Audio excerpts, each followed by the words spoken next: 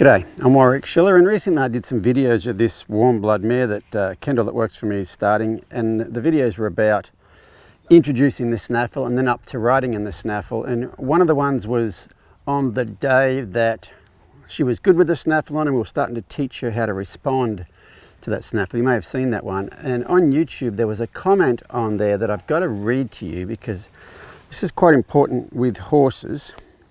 And the comment was that instinctual adjustment to the string after the successful follow to the feel, when the horses went back straight and you adjusted the length of the string without even thinking.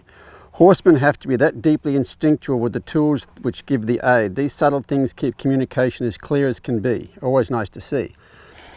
And I'm like, oh, I didn't even know that happened. So I went back and I had a look at it, and what she was talking about was when I was teaching her to follow the feel with the snaffle, and she'd given and I'd let go, and then I was talking to the camera and she moved her head further back straight, and as she did I just put more slack in the reins because I had no reason to want to put any pressure on that at the time. And that is, you know, I always tell people that it's not so much skill around horses, it's more of a mindset, and it's more about being present. So I was aware of that.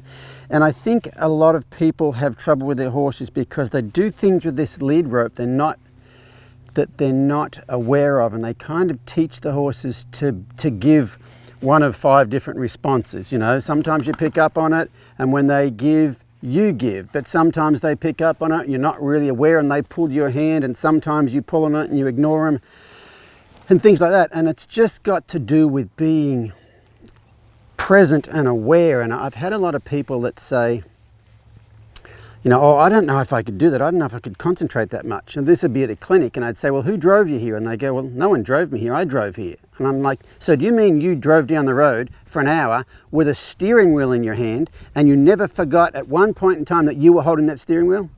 And they're like, oh, I guess so. I said, so you can concentrate for long periods of time. Or if you've ever carried a gun, you ever carried a loaded gun? And I say, you ever carried a loaded gun and forgotten you were carrying it and it pointed at someone? They go, no. And I'm like, well, this here is the steering wheel. This is a loaded gun. You've got to be aware of what you're doing with this thing. You know, let's say the lead rope was laying on the ground like that and I went to pick it up. What a lot of people would do is grab it here. I will tend to, like if I went to pick it up, I might grab it there, but I'll feed slack that way so I pick it up without putting any pressure on this, because, you know, every time you pick up on this lead rope, you're actually picking up on the bit. You're actually picking up while you're steering. It's, you know, you're working on teaching them to tie up or not tie up. And it's really, you know, it's just a mindset. We had someone here working on our horses yesterday. And so one of our horses was standing in the barn aisle, standing perfectly still like that. And her assistant was holding onto the horse, and they switched for a minute. And this person